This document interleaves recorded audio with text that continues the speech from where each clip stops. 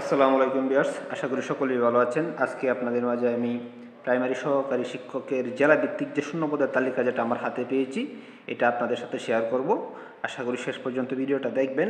আপনি কোন জেলা থেকে দেখতেছেন অবশ্যই কমেন্টে জানিয়ে দিবেন, এবং আপনাদের কোনো জেলা বা উপজেলা যদি বাদ পড়ে থাকে সেটাও কমেন্টে জানাবেন। আমি তথ্যগুলো নিয়ে আমি আপনাদেরকে কমেন্টে রিপ্লাই দেওয়ার চেষ্টা করব। ঠিক আছে? আচ্ছা, চলুন ভিডিওটি শুরু করা যাক।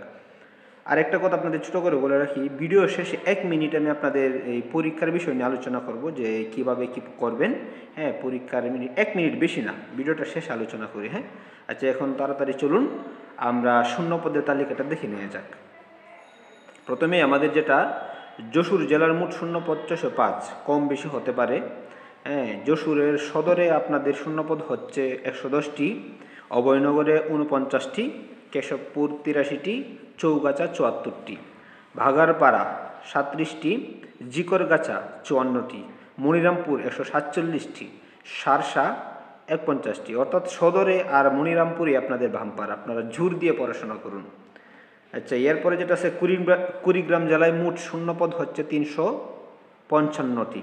আচ্ছা, তার মধ্যে কুড়িগ্রাম সদর হচ্ছে 58টি, উলিপুর 35টি, নাগেশ্বরী 42টি, ফুলবাড়ি 27টি, বুরুঙ্গামারি 37টি, রাজারহাট 49টি, রাজীবপুর 49টি, রানী শংকৈল 25টি, চিলমারি 26টি, রৌমারি 43টি। ভিডিওটা বানিয়ে অনেক নতুন নতুন জায়গার নাম শিখতেছি। এরপরে হচ্ছে পঞ্চগড়ে প্রাথমিক সহকারী শিক্ষক শূন্যপদের তালিকা। পঞ্চগড়ে হচ্ছে সদরে আছে 35টি, ভোদা উপজেলাতে আছে 33টি, দেবীগঞ্জ উপজেলা আছে 29টি, তেঁতুলিয়া উপজেলা আছে 32টি, আটুয়ারি উপজেলায় 20টি। গুড। এরপরে হচ্ছে রংপুর, দেখে নিন উপজেলা ভিত্তিক রংপুর অথবা বিভিন্ন জেলা বা উপজেলা ভিত্তিক।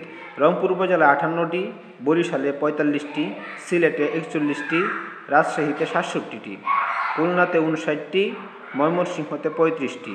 সর্বমোট 305টি শূন্যপদ আছে উপজেলা ভিত্তিক। এরপরে হচ্ছে বগুড়া জেলার সর্বশেষ শূন্যপদের যে তালিকাটা ছিল সেটা আপনাদের সামনে প্রকাশ করতেছি।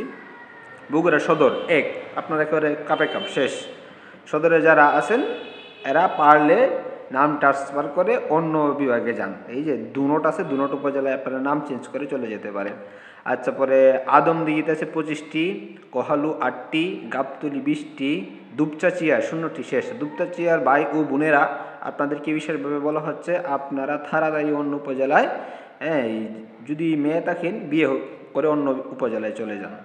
কারণ মেয়েদের এই সুবিধাটা আছে, যারা যে উপজেলায় বিবাহ হবে স্বামী ঠিকানায় তারা আবেদন করতে পারে। যারা ছেলেরা কিছু করে না, গরজামায় চলে যান।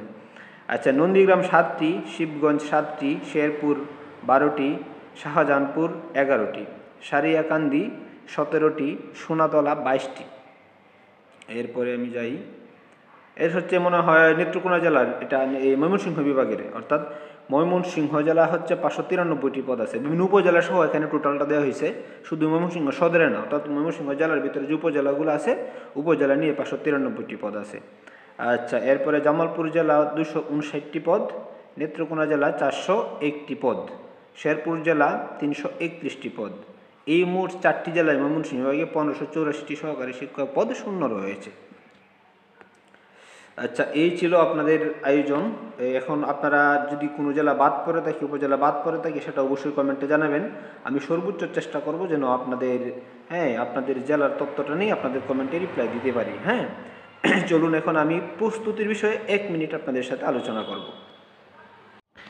প্রস্তুতির বিষয়ে যদি আমি আপনাদেরকে প্রথমেই বলি, প্রিভিয়াস ইয়ারের কোশ্চেন যারা পড়ছেন, আগে থেকে যে কোনো চাকরি পরীক্ষায় কমন পাইছেন, এই যে সহকারী শিক্ষক অথবা প্রধান শিক্ষক পরীক্ষাটায় একটু ভিন্ন হবে। কারণ হচ্ছে 90 মার্কের এমসিকিউ, তো এখানে আপনাদের প্রিভিয়াস ইয়ার থেকে আসবে 30 থেকে 35%, মানে 30 থেকে 25% আসতে পারে, আর বাকিগুলো আপনাদের একদম বেসিক থেকে আসবে। এই জন্য আপনাদের প্রথম যেটা করা উচিত, যে কোনো একটা কোশ্চেন যখন আপনি সমাধান করবেন প্রিভিয়াস ইয়ার থেকে, এর ব্যাখ্যাসহ, এই প্রশ্নের ব্যাখ্যাসহ, এই প্রশ্ন থেকে কী কী আসতে পারে প্রত্যেকটা প্রশ্ন আপনি নোট করে করে পড়বেন। এই জন্য আপনাদের সর্বোচ্চ ভালো হবে 33 থেকে 47, 49তম বিসিএসের জেনারেল অংশগুলোর বাংলা, ইংরেজি, সাধারণ জ্ঞান, গণিত, প্রত্যেকটা প্রশ্ন আপনারা একেবারে ব্যাখ্যা সহ শুধু প্রশ্নটা মুখস্থ করবেন না, আপনারা প্রশ্নটা নিয়ে এই প্রশ্নের ব্যাখ্যাতে যত ধরনের প্রশ্ন আছে সবগুলো আপনারা নোট করে ফেলবেন।